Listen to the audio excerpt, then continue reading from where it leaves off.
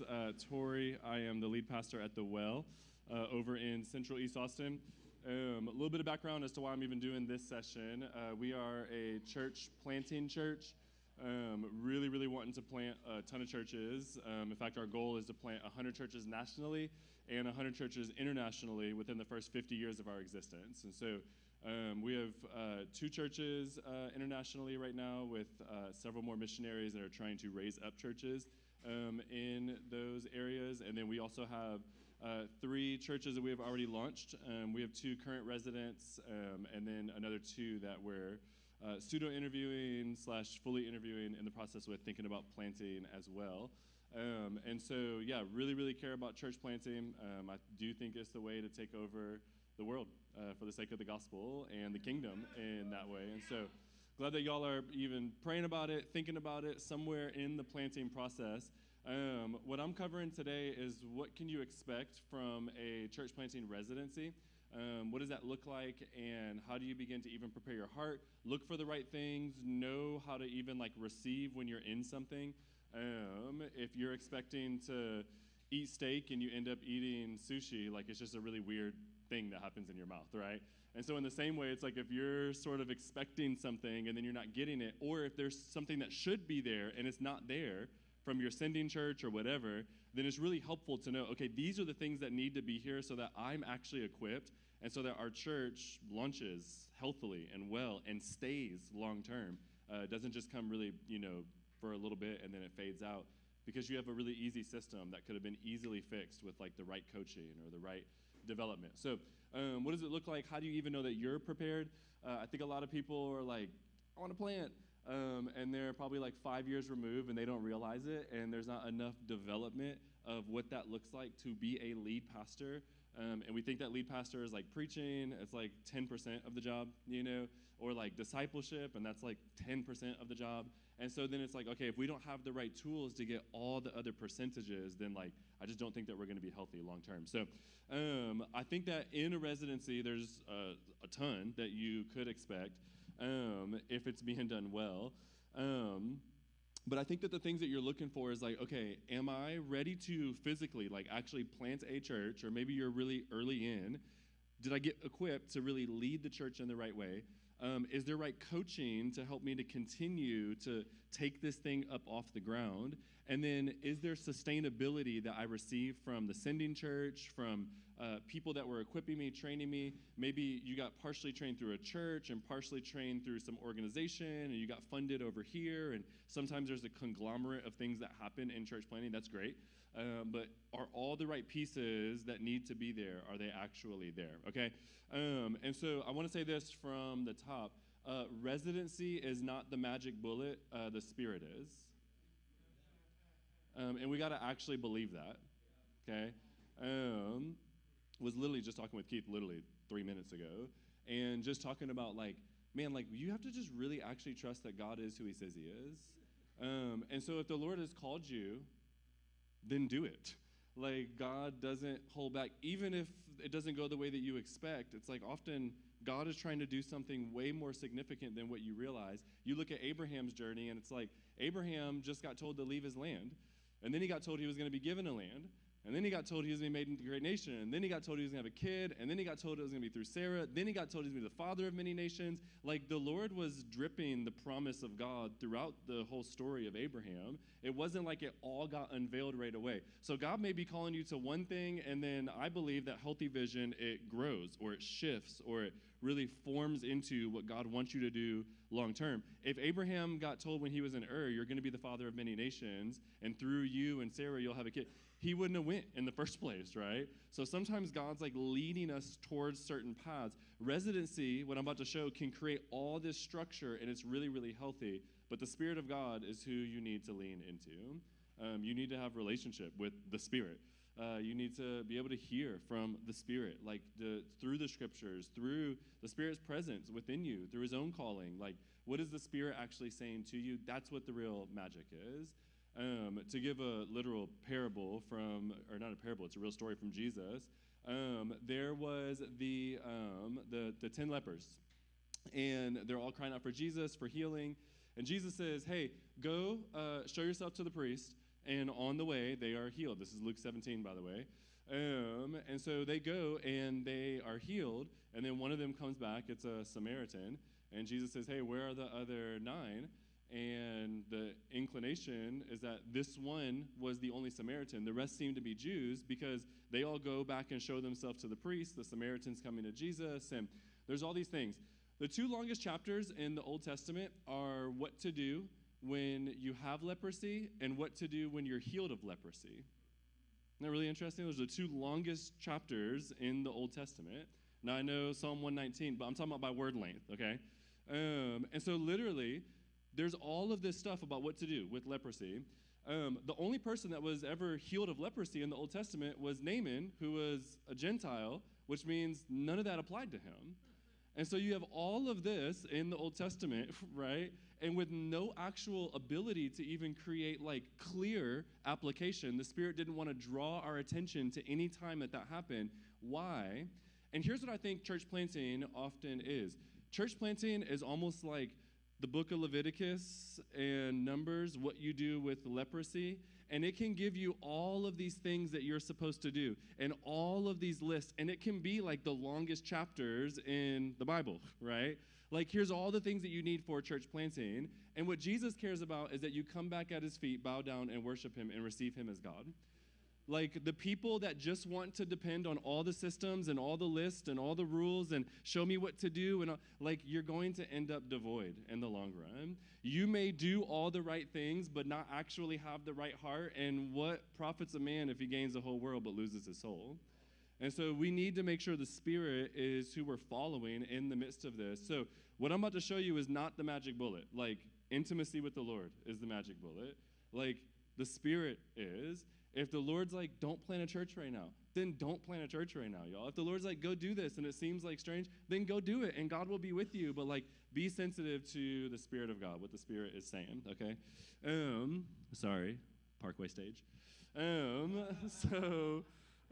Yeah, the Spirit, though, I will say this, the Spirit uses wisdom, right? And the Spirit actually uses structures and things that he helps create to help us understand how to do things. So what I want to show you is a lot of wisdom, okay?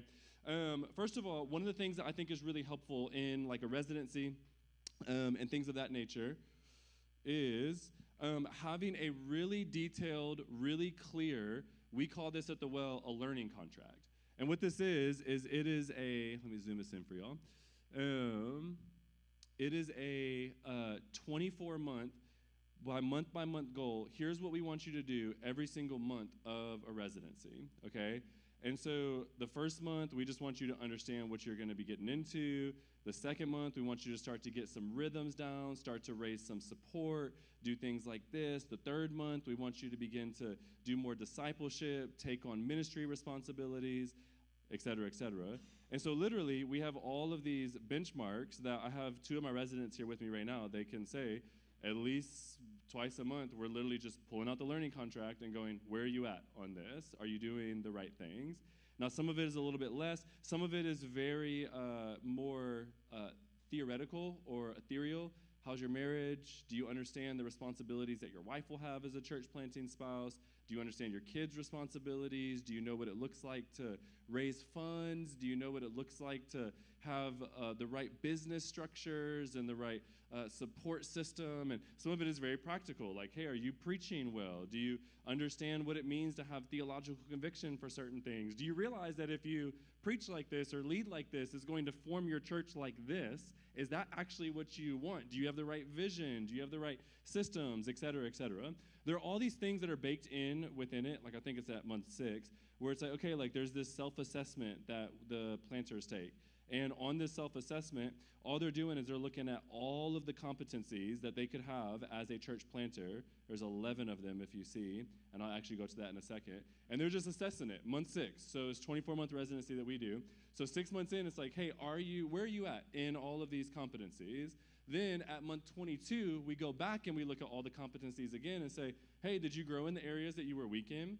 We can kind of shift and mold as a church to how to develop the planter better. Some of our planters are like phenomenal preachers, but they're really, really poor systems person, and they don't understand how to set up structures and They just think if they put on a church, volunteers just going to randomly show up, and then boom, you got a church, right? It's like, no, that's not how that works, buddy, right? Like, let's actually change some of this. Some of them are really good relationally, right, but not good at all, and other things. So it's like we're really honing in all of these different areas. But I think a good residency, one of the things that you're looking for is that there's adaptability by the church to be able to come alongside the planter and develop the planter in the way that they need to be developed. Really what you're looking for is corporate discipleship.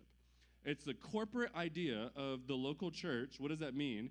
But healthy discipleship, you know that if you're in a discipleship relationship and you go and it's like, you think that you're going to talk about whatever, some theological thing, and then the guy confesses that he's been really struggling with XYZ or his marriage is falling apart, it'd be real weird for that discipler to be like, that's great, now let's go read some systematic theology, right?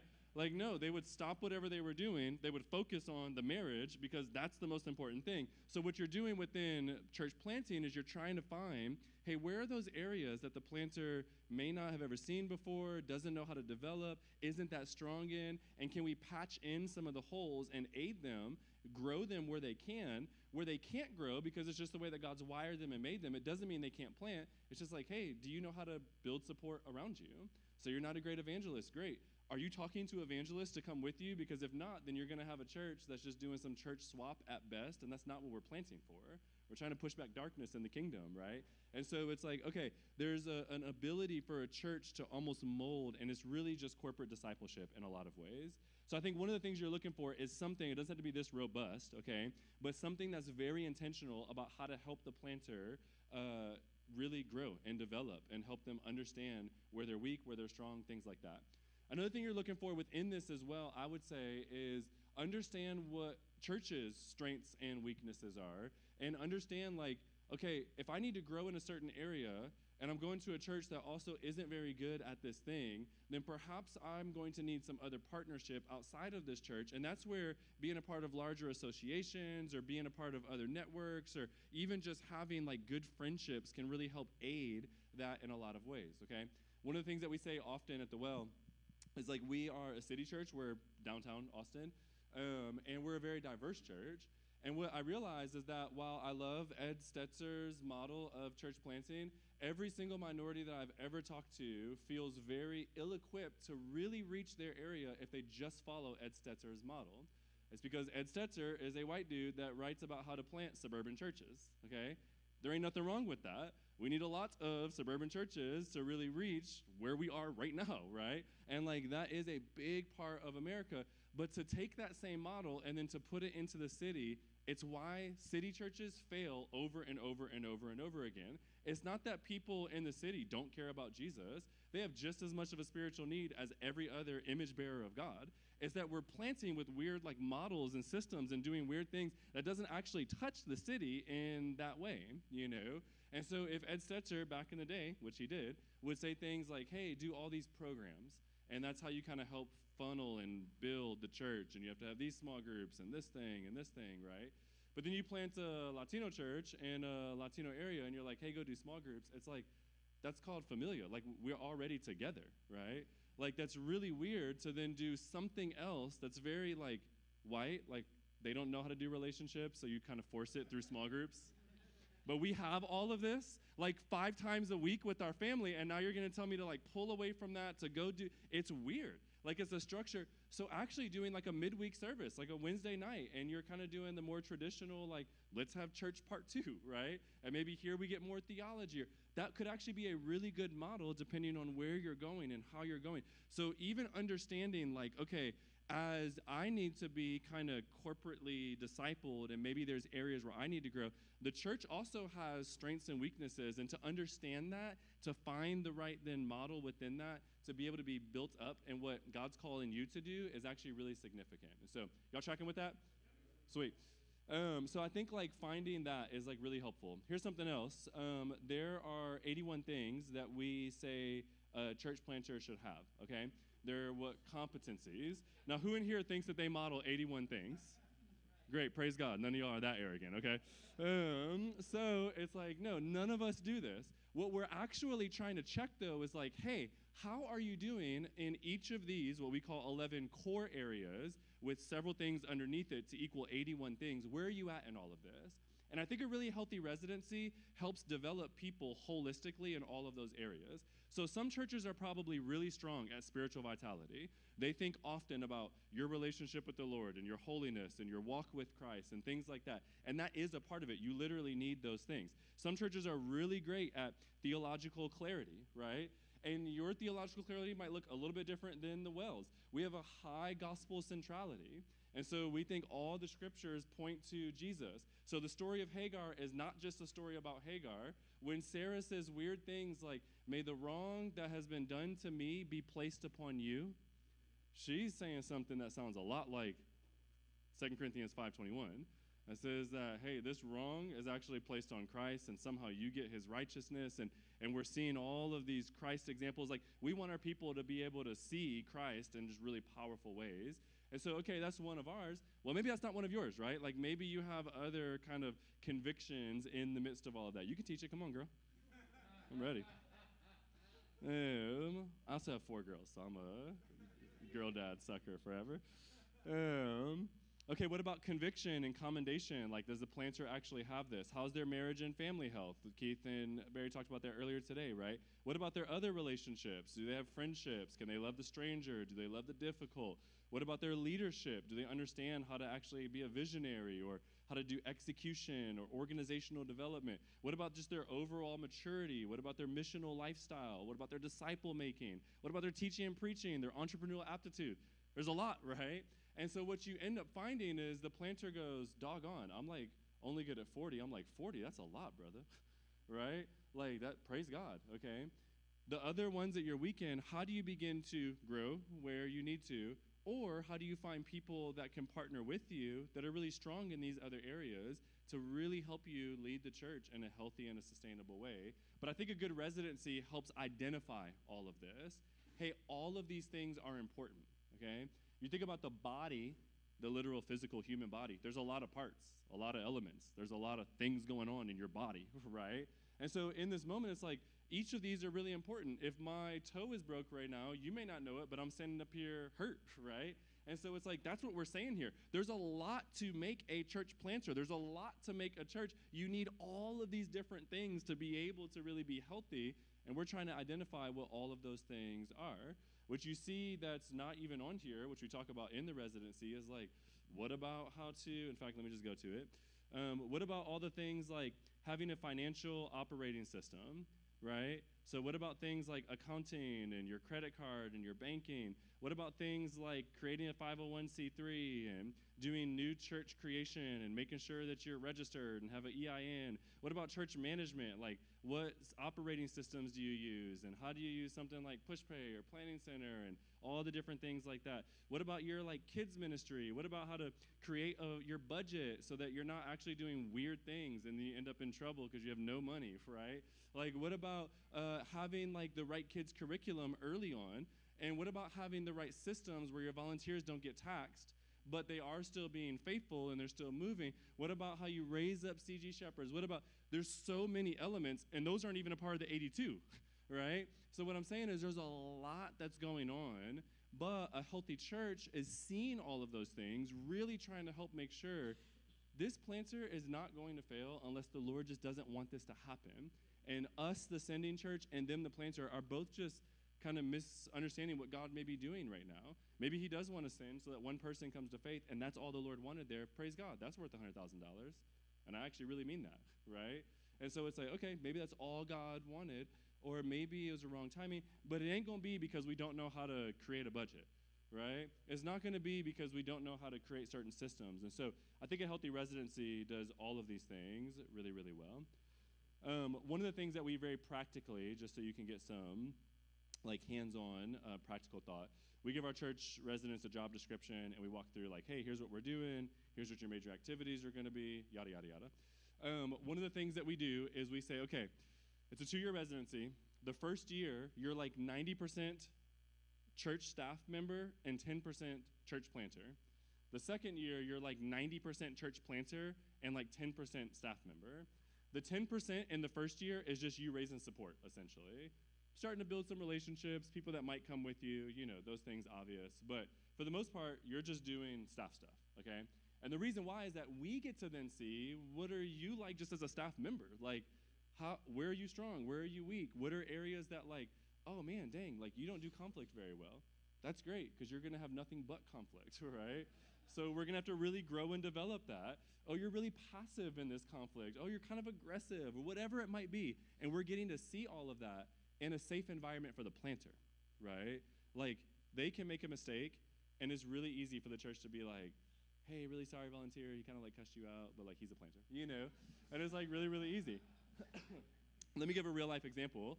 I know he wouldn't mind if I share this, but our second planter, Juhan at the Bridge, he came from a Korean church background. Told you we're planting minority leaders and stuff like that, so all of them so far have had some measure of that.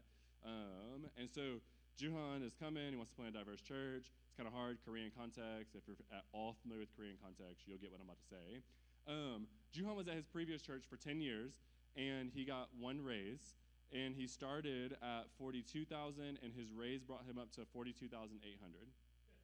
That's wild, yeah. In Austin, Texas, by the way. Y'all saw those numbers earlier, right? Not a good thing. And so literally, we're sitting there.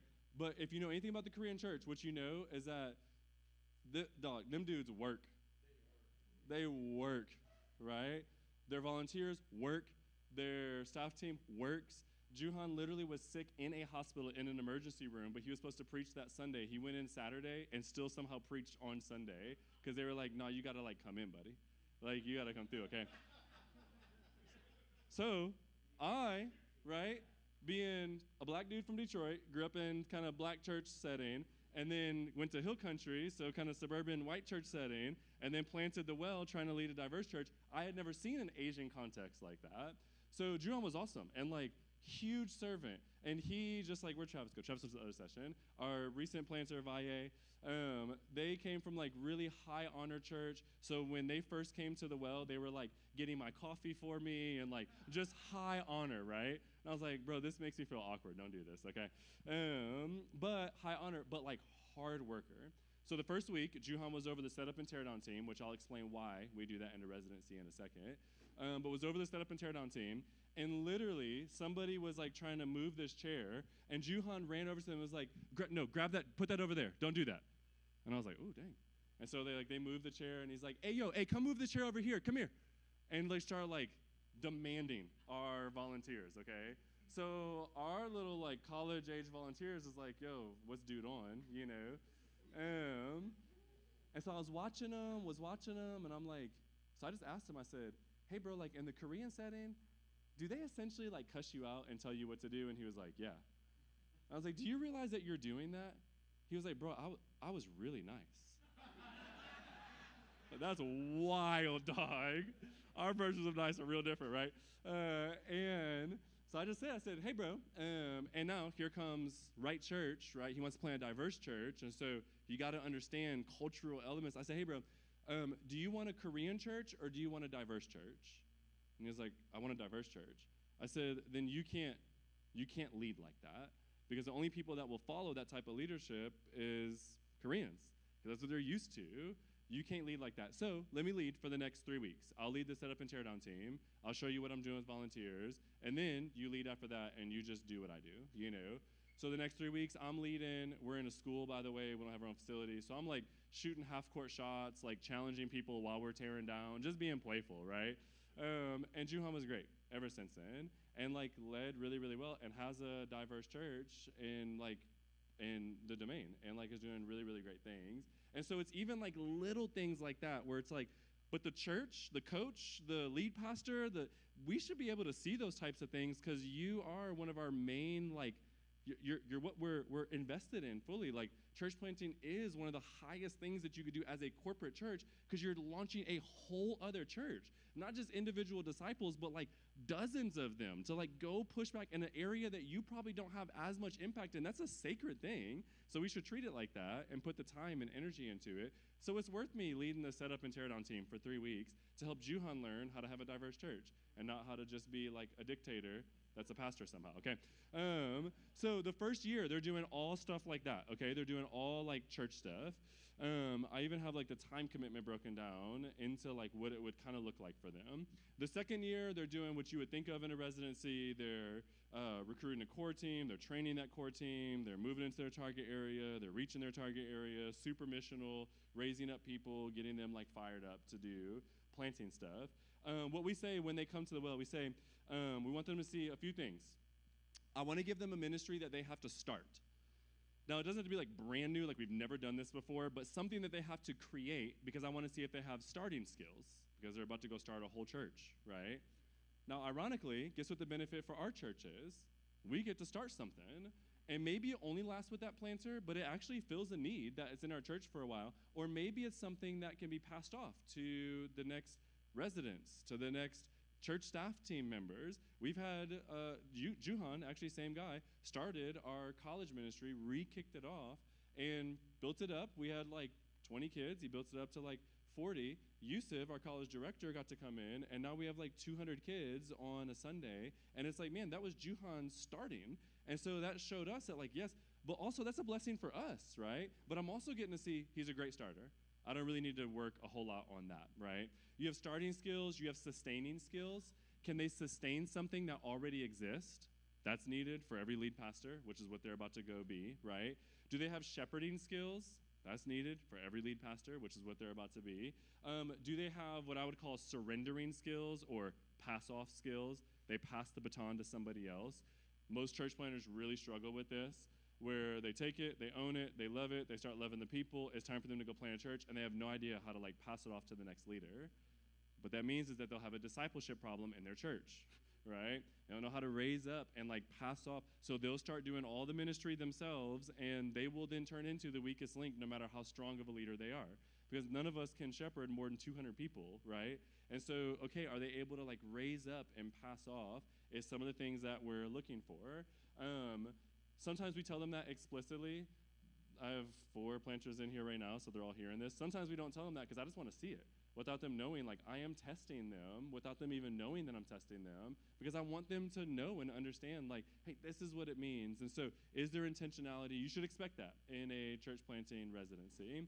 There are certain things that we really care about as a church, and so we have things like our church culture. Like, we want you to carry the same type of culture in some ways that the well has. Build your own culture, be very different, but also there's a lot that we're proud of. There's a lot of like sacredness that we're like, yes, we want you to receive this. And so I think a healthy residency helps you to receive some of that. So you don't got to look like them, but do you have the same missional mindset, the same missional DNA? Do you have, in our case, like a heart for diversity? That's what we want to send to want to reach the next generation, which is a very diverse generation anyway. So like we want you to have that heart, some form of it. It doesn't have to be, we all think ethnic when I say that, but that's not all the diversity that there is in the kingdom. There's all sorts of diversity. And so are you building that in those ways, right? And so the cool thing for a church, real quick, is that you get all of these ministry needs that you have fulfilled in your planters. What the cool thing for the planter is they get real life experience, right? Like they're actually doing ministry. So even somebody like Juhan, who had been doing ministry for 10 years, only had it in one setting. He's getting all these other skills that he's getting to learn from, which is like really cool, really sacred, okay? Some of the things we do is like elder development. That's really needed. I never sat on an elder board till I was the lead pastor. That really grieved me because I didn't know how to lead an elder board. So it took me multiple years to try to figure out, what are we supposed to be doing here? Until finally, by God's grace, it was like, oh, okay, now we have multiple different elder teams, and it actually looks different than our sending church because our context looks different, our culture looks different. So our term lengths are different. We have multiple different positions on the board. We have multiple different, but like if I had picked up some of the initial stuff, I think I would have got to that a lot quicker. So we're trying to fill in any gap that could exist and like help the planter experience that. Serving in all different types of ministries, doing all these different things. One of the things that I'll say is that what the planter should not be is just like an intern that just like fills in roles that the church needs. That's not what you're doing. What the church should be doing is actually putting you in places that is really going to develop you and places where you can take people, okay? So all of our planters are in ministries where they're able to literally start building relationships with people so that they can recruit them to then go to plant a church with them, right? And so it's like the sending church gets to really give, not just financially, but gets to give people in a lot of like really cool ways. Teach them how to build a core team. Teach them how to build a missional mindset amongst the church. Teach them basic things like preaching and teaching, how to raise support, all of those things, y'all, okay?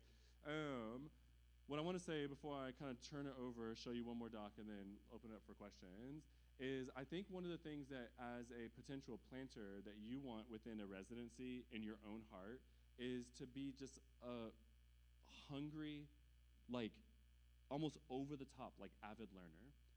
And I mean that holistically. Here's what can happen sometimes. We want something, the church doesn't offer it, so then we allow bitterness to grow in our heart, which, by the way, that comes from Satan. So now we're allowing the enemy to begin to plant seeds, and then we're planting a church with the seeds of the enemy planted inside of our heart, and that leads to chaos, y'all.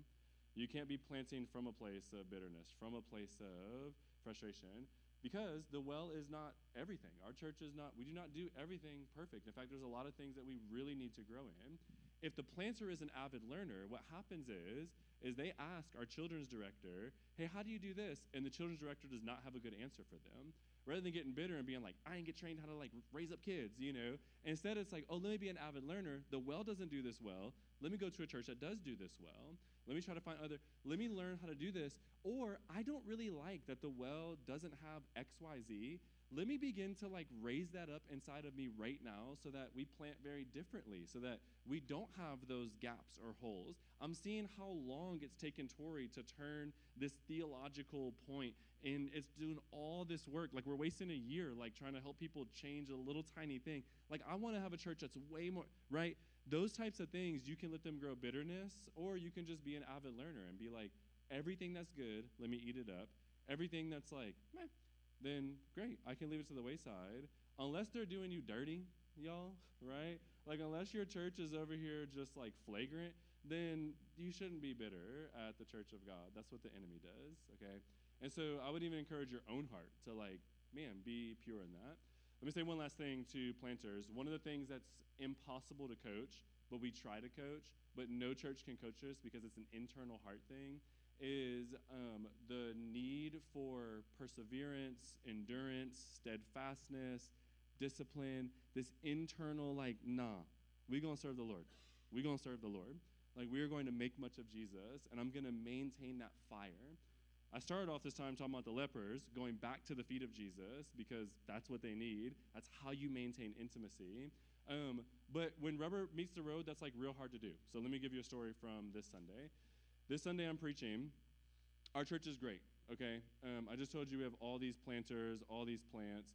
We have about 1,000, we have over 1,000 people now on a Sunday. There's all this staff, there's all this movement. Like every metric, our numbers are healthy, all the things you can look at, it's all like health, okay? And I got off stage with no reason to feel this, and I just felt like hostilely angry. Hostilely. I was hostile. Hostile. Yeah, however you say it, from Detroit. And just like feeling it. And I was trying to check my heart, like what's going on here? Like it wasn't that the sermon was fine, but I just felt like there's something off. It wasn't like anything was wrong with the church. And I just felt myself just get really like burdened at the work of ministry. And what I realized was going on in my heart is I'm like, yo, I've been doing this for 13 years. Are we really making a difference? Okay, now never mind you that we just planted multiple churches. We're just doing it right. Like the numbers would tell me yes, but my heart for whatever reason was telling me no, y'all ain't doing nothing, you know? And so I'm sitting there and I'm wrestling, and what is the enemy trying to sow? He's trying to sow this doubt, this discouragement, this like, you can't do this, okay? So if you're a potential planter, it's gonna be like, you can't do this. If you're a new planter, it's like, you ain't doing enough. If you're an established church, it's like, you should be doing more. Like, there's always going to be the voice of accusation in your head and in your heart. One of the ways to prevent that is to go back to the feet of the Jesus, lepers, right? One of the ways is actually just to believe in the kingdom of God, though. And so I'm sitting there, and I'm praying to the Lord, and we do 2 songs after the sermon, and then I get up and do the benediction. So it's during those 2 songs, I ain't worshiping, I'm feeling salty, I'm feeling all sorts of, like, things going on in my heart. And I feel like the Lord just gave me this parable. Mark 4:26 says, and Jesus said, the kingdom of God is as if a man should scatter seed on the ground. He sleeps and rises night and day, and the seeds sprout and grow. He knows not how. The earth produces by itself first the blade, then the ear, then the full grain in the ear. But when the grain is ripe, at once he puts in the sickle because the harvest has come. I didn't even realize the word harvest till just right now. That's cool. So literally, I feel like the Lord's like, hey, bro, just be faithful. Just do your job. Plant seeds. Plant seeds. That's all I want you to do. Just keep planting seeds, okay? Because the farmer, he's a farmer. He should know some stuff about some crops, right? But he goes to sleep night and day, interesting language there, and then he gets up, and it's like, how did this happen? He doesn't know because the earth produces all the fruit by itself, okay? So the farmer spread the seed, a little bit of the ear came up, and I feel like the Lord was like, do you see any ears in your church? Like, is there a little bit of blade, like a little bit of, oh, I can see greenery over there. It's like, yeah, it's all over, right? Okay, that means the Lord's moving, right? Then it goes into, hey, then there's actually the blade, then the ear, and then the full grain in the ear. The Lord does all of that. Then the farmer, once it's ripe, puts out the sickle, takes the harvest, and rejoices in the midst of this, right? And it's like, oh, my job is to plant and to harvest. Like, that's what I'm supposed to be doing. Throw seed, throw seed, throw seed, throw seed, throw seed, and just be praying by the Spirit's power, because a residency is not the magic bullet, the Spirit is. And pray by the Spirit's power that, like, you're going to raise up in this. I don't know what you're doing, but you're doing something. And then when the harvest comes, to be ready to harvest it. And look, y'all, like, sometimes that takes, like, 3 weeks, and praise God, Americans really love that. Sometimes it takes 30 years, and doggone, we hate that, right? But, like, is it worth it? Yes, because a harvest is coming. And so you, all of us in here, sending church, planters, like, the need to build, like, be faithful. Like, be faithful. No residency can teach you that. No, you just have to believe that God is who he says he is. You have to believe the word of God does not return void, but it accomplishes the thing that it was sent out to do. You have to believe certain things about God are just true, y'all, and just do your work. It took one worship song and me just seeking the Spirit before I walked back up, and rather than having a spirit of frustration in my heart at the benediction, I had a spirit of rejoicing. Because the Lord spoke to me. Because rather than doing all the little church planting things I'm supposed to be doing, like, let's fix this system, and I had to go back to the feet of Jesus at that moment and go, man, I feel like I need you. And the Lord spoke in that moment, and then I felt healed. And I was like, oh, great, we're doing great, praise God. Everything's really healthy right now. And it really is in our church, okay? And so, yeah, I think that's where you're thinking about residency stuff. Last thing I'll give y'all, and then I'll open up for Q&A. One of the things you want to look for is just really intentional development of things that aren't a part of your church, okay? This is actually an old list. I was trying to pull up my new one, but it didn't work on this for some reason. But all these are like books that we're encouraging the planter to read. They don't have to read all these books because there's a lot of them, okay? And it's only 2 years. Nobody can do that. But they're all like, hey, of those 11 areas that we're developing, here's other people that are speaking about these that aren't the well, okay? And so we want you to see all of these. Some of them we're going to force you to read because we just think they're really healthy. Some of them, you know, whatever. You can pick up if you want. One of the things and then here's all of the ways: spiritual vitality, what does that mean? Theological clarity, what are we doing? Conviction, commendation, marriage, etc. So we're literally trying to, like, push in on all of those. And so I think, like, making sure that you, as a potential planter, just have eyes on all of those things and just go, like, man, am I actually being formed in all these? Where am I weak? Where do I need help? Where am I weak? And with a little bit of coaching, I can grow.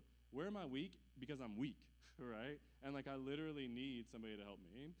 Last verse I'll leave you with, 1 Thessalonians, a great discipleship verse, chapter 5, 16, it says, verse 14, it says that we are to admonish the unruly, right? You probably know this. Encourage the faint-hearted, help the weak, and be patient with them all. I think about that in planting. It's like there are some areas where we're unruly, and that junk needs to be rebuked, right? That's true in my life as a pastor. That's true in your life. There are some areas that I need the challenge, if you do not have profuse, okay, are the kisses of an enemy, but blessed are the wounds of a friend. Proverbs 27:5 says, like, if you do not have people wounding you at times, you do not have friends, you only have enemies, okay? So there should be people that are rebuking the that's inside of you, right? But a lot of times, y'all, we're just faint-hearted, and all we need is some encouragement. Hey, this is how you do it. You got this, bro. Like, go do this. It wasn't that I was weak on Sunday morning. I was just faint-hearted for whatever reason. And the Lord's like, here's a verse. Get up there. Keep going, buddy. All right? And I was like, man, yeah, praise God. That's all I needed, right? There are some areas where you're weak. And where the person's weak, you don't encourage them. Think about somebody on a bench press that's like weak, and they're trying to bench 225, and you're like, you got it, buddy, go, right? No, they're going to crush themselves, okay? They need help, right? So you're trying to help the planter go, where are you weak? Where are you unruly? Where are you faint-hearted? How do we form all of these things to really help form a full planter in that way? And I think a really healthy residency does all of that. I think that's what you can expect from a good residency. Cool? All right. What questions? We got 10, 15 minutes for questions. What questions y'all have? Yeah.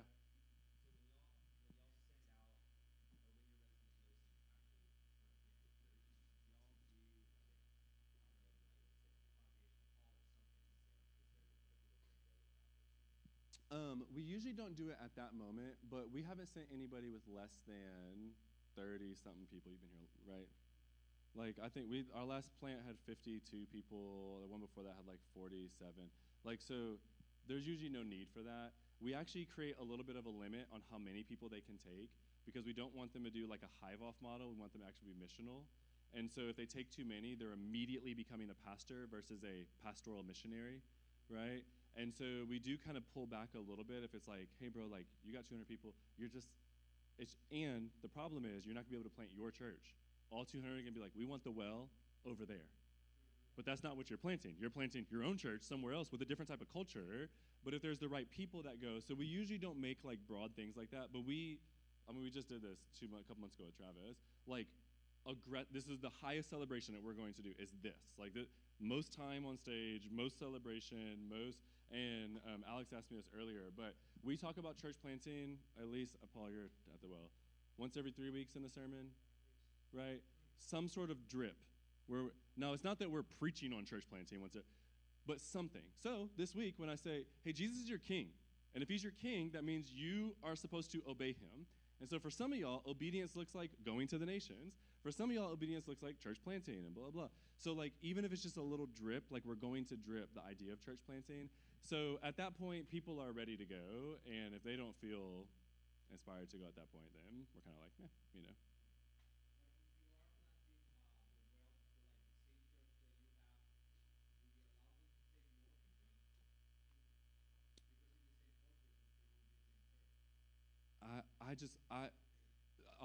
Maybe this is wrong, so I'm just about to say this. I could be totally off.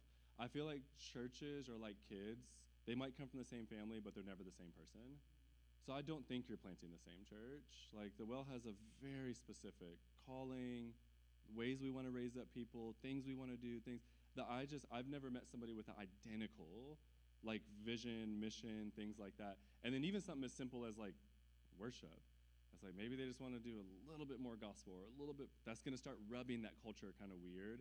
Maybe their discipleship is a little bit more structured and ours is a little bit more, there's 82 things. There's so many nuances that I just can't see that happening, so probably not.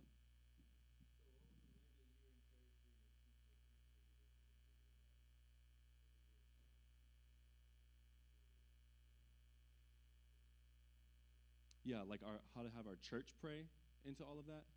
Yep. We do several different things. So I'll give you what we're doing coming up. In January, we're going to call everybody to fast and pray again about going on a church plant. So when Travis came, his last sermon was, this is my last sermon at the well. I'm going to plant in about 5 months.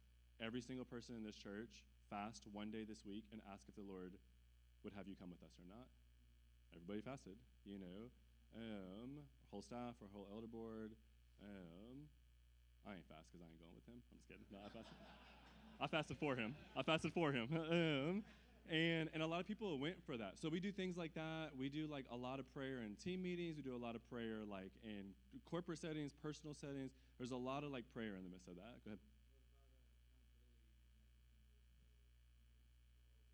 Yep. From as a church that got sent, what is their accountability?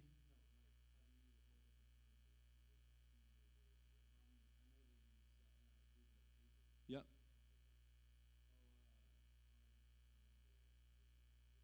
That's great. How do I make sure Sage is doing what I'm telling him to do? Yeah. Yeah, yeah.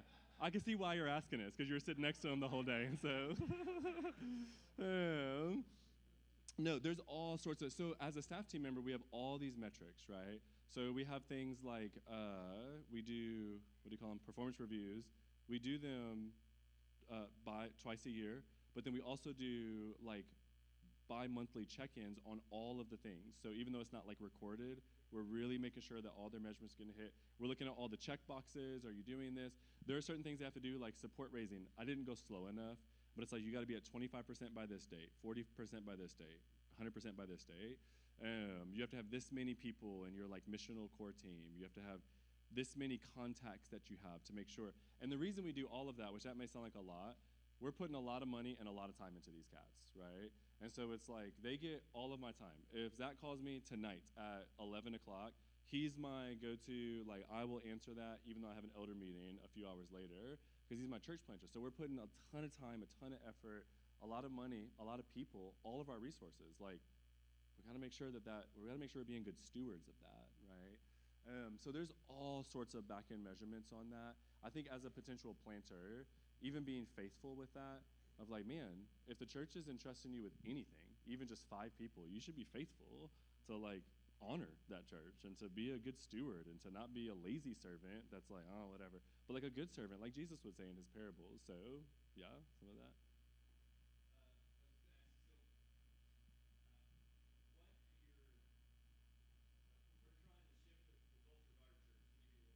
Yeah.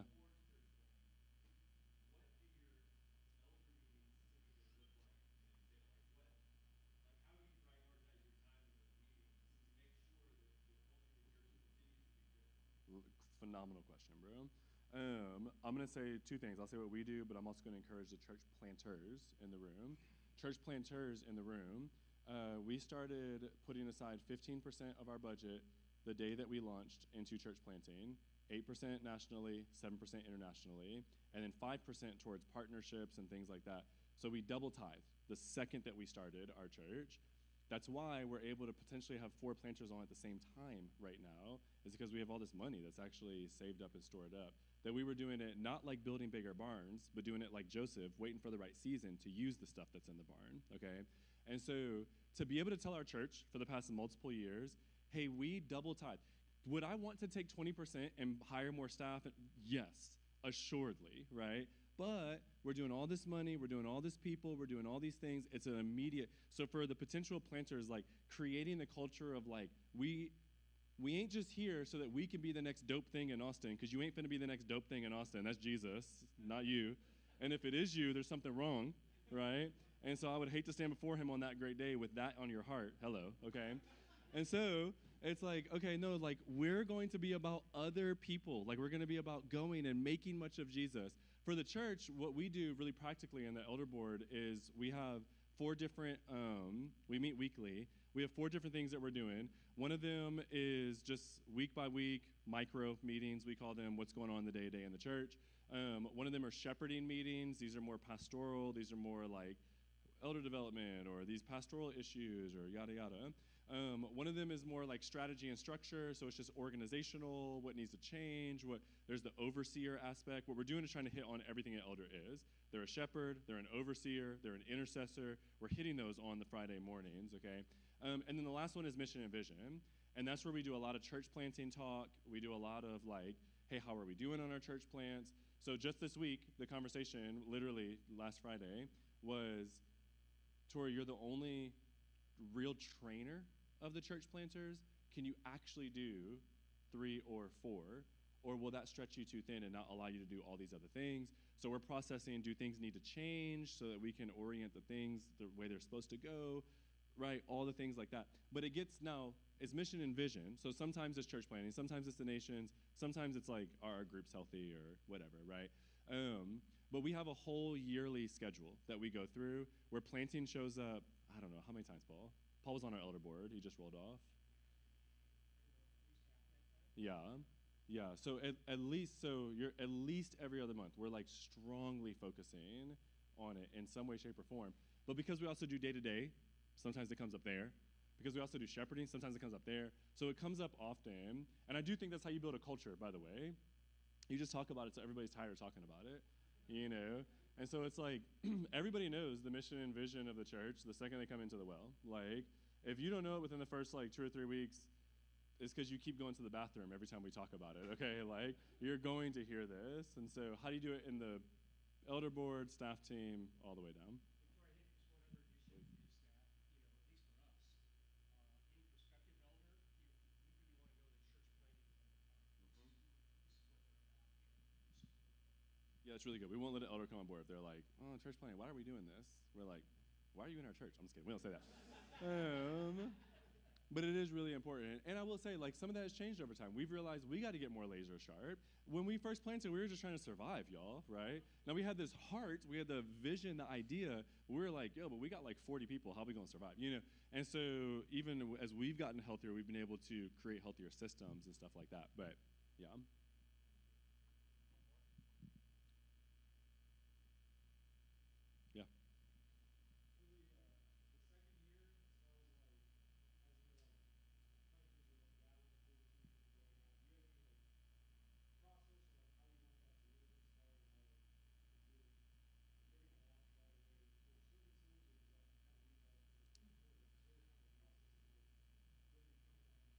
Yeah. Yes. Yes, there is. And we have a lot of the systems that are all in there that I can easily send y'all, by the way, if you email Eric, I can email y'all. Like the learning contract, things like that, just so you have some, how can we structure this or whatever, what should I be looking for? I would say, though, like, it just so matters on, I mean, it's just so complex. Like, the church is so complex, you know? Let me pivot analogy and then answer it like this. In medicine, what we're learning is like, wow, everybody's body is just very, very, very different. So all medicine that has been being studied in a context of what makes sense for white Americans, because that's been the majority of America, and that's been easy to test case study for. So you treat cancer like this, you do this, but then they're realizing like, oh, wait a minute, like when black people take this drug, when Asian people take this drug, their body is completely different, right? So like I have the sickle cell trait. I don't know if half of you even know what that is. White people literally can't get it. Okay, it's just my blood it could turn into sickles, and I can get all these blood clots and gotta do blood thinners, yada yada yada. One of my daughters has it. One of my daughters has hemoglobin B. Same thing. Like white people literally can't get it, right? And so it's like, okay, if we're doing church planting, like medicine almost, like, hey, this is what you do, then it's like I'm never gonna find any cure. Like everybody's body is so different, right? Everybody's like needs is so different. So in the same way that we're learning, like, oh, we got to do medicine different based on not just male, female, and that's it, not just young, old, that's it, based on like have they been in America for like 200 years, or they've been here for like 20? Because even that is very different, and how our bodies respond based on the food that we eat, yada yada. So it's more like that, where it's like we can kind of sense like, oh, I think that this person would really even like another perspective, like organization, because the well can't provide what they need in this way. Let's help them like this. If there's really simple like plug and play, like it just makes sense, you know, which like Travis was almost like that. And it's like, yeah, we have like the right measurements, the right timing. Here's how you build it. Here's how you train your core team. We have a 20-week curriculum. Travis took it, was like, this is awesome. I like 10 of these weeks. I hate 10 of these weeks. I was like, awesome. Replace the 10 with your own stuff, right? He's trained his core team on certain things, yada, yada. So there is a process, but to answer it more honestly, I'm like, I think it's almost just like, where is the individual at, whether you're a sending church or a goer, and just realizing what you need and realizing like, man, this doesn't feel right in my body. And just saying that, just because the doctor's the expert doesn't mean that he knows all things, right? So if you're like, this is, I'm getting rashes, this is weird, stop taking that medicine and like figure out something else, right? If the doctor's like, no, do this, go to a different doctor, right? And so it almost feels like that with the residency too, so yeah. Yep.